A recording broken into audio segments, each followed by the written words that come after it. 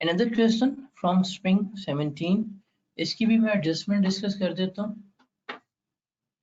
कि इसमें क्या कुछ एडजस्टमेंट्स करनी है, कैसे नहीं करनी। कहते हैं under the provision of income tax ordinance and rules made thereunder, compute taxable income net tax payable by and refundable to Mushtaq for year ended 30 June 2017।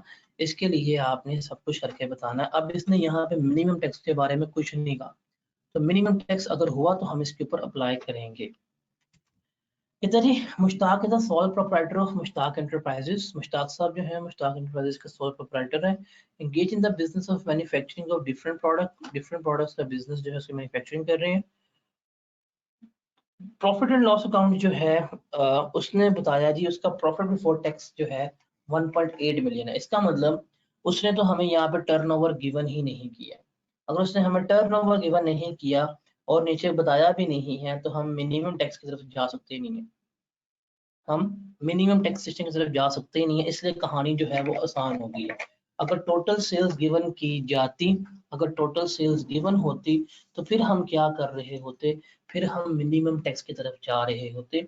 अब चूंकि यहाँ पे टोटल सेल्स बिल्कुल भी नहीं गिवन तो मैं मिनिमम टैक्स की तरफ कभी भी कतई नहीं जा सकता। ये चीज जो है मेरे लिए क्या हो गई है, बेहतर हो गई है, ईजी हो गई है।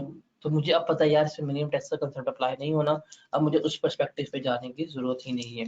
अगर उसने ना गिवन की होती जैसे उसने कहा मिनिमम टैक्स के बारे में कुछ नहीं बताया और टर्नओवर भी गिवन किया होता और अगर वो कंडीशंस फुलफिल हो रही होती तो फिर मैं जब टैक्सेशन करता तो मैं मिनिमम टैक्सेशन की तरफ जाता।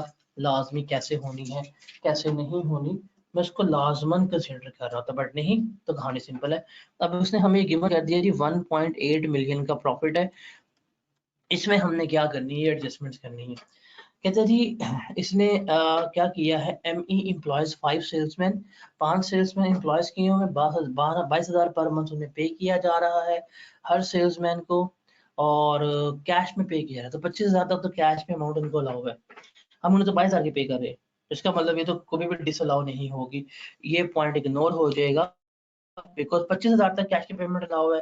हम उनको 22,000 पे कर रहे हैं, उसमें से 6,000 एंटरटेनमेंट के शामिल है, तो ये तो अलाउ ही है, इसको तो हम इग्नोर करेंगे, इसका कोई ट्रीटमेंट नहीं लेंगे। उसके बाद है एडमिनिस्ट्रेटिव एक्सपेंसेस जो हैं वो हमने पे किए हैं, इंक्लूड जो है 1.5 लाख के हैं जो रिसर्च इंस्टीट्यूशन को पे किए हैं चाइना में। हमने पढ़ा हुआ है रिसर्च एक्सपेंडिचर पाकिस्तान में पे होने चाहिए, चाइना वाले तो हम कभी भी क्लेम नहीं कर सकते, तो चाइना में पे कर दिए हैं। अगर ये इन्हें क्लेम करना चाहेगा तो ये कभी भी क्लेम नहीं होंगे, तो ये एड बैक हो जाएंगे, ये क्या हो जाएंगे, डिसअलाउ है, ये वापस इसकी इनकम में हम ऐड बैक कर देंगे। अकाउंटिंग लॉस जो है सेल ऑफ पेटेंट्स के ऊपर 65,000 का था, लॉस लेस किया था, ये अकाउंटिंग लॉस हम क्या कर देंगे, ऐड बैक कर देंगे, ये नहीं हो सकता। हम टैक्स लॉस निकालेंगे, टैक्स WDV जो है थी पेटेंट की 4,30,000 की थी और 5,24,000 के हमने बेचे थे, तो 5,24,000 लेस 4,30,000, हम इसको देखेंगे हमारे पास कितना गेन आ रहा होगा, 94 का गेन आ रहा है। ये हम क्या कर देंगे, ये इसकी इनकम में ऐड कर देंगे। और ये अकाउंटिंग अमोर्टाइजेशन गिवन है 25,000 रुपए की, ये भी क्लेमेबल नहीं होनी, ये भी हम क्या कर देंगे, ऐड बैक कर देंगे, तो ये इसका ट्रीटमेंट हो जाएगा। फिर बैड डेट्स रिकवरी है, मेरे ख्याल से अब ये वाला पॉइंट मुझे यहाँ पर डिस्कस नहीं करना चाहिए, जितना इस बैड डेट रिकवरी का ट्रीटमेंट बता दी है। इसे आपको पता है कि ये अकाउंटेंट भाई साहब ने इनकम में शामिल किया होगा 11 लाख रुपया। हम सबसे पहले क्या करेंगे, हम सबसे पहले 11 लाख रुपए को क्या करवा रहे होंगे, हम लेस करवा देंगे बिकॉज अकाउंटेंट ने ये रिकवरी की होगी। फिर हम क्या करेंगे, फिर हम इनकी टैक्स रिकवरी निकालेंगे। अब इसको 2.5 लाख रुपया डिसअलाउ हुआ था, इसको 7 लाख की रिकवरी हुई है, इसका मतलब इसको 4.5 लाख एक्स्ट्रा रिकवर हुआ है वो ऐड हो जाएगा। इसको 6 लाख डिसअलाउ किया था, इसको 4 लाख रिकवर हुआ, 2 लाख कम रिकवर हुआ है, वो इसका क्या हो जाएगा, लेस हो जाएगा। ये वाला पॉइंट आई गेस हमने 5 से 6 दफा इसको हमने देख लिया हुआ है, अब इसमें कोई फर्दर कंफ्यूजन वगैरह तो नहीं होनी चाहिए। उसके बाद है Mushtaq Enterprises has opened a sales office in Dubai, Dubai में सेल्स ऑफिस खोला है।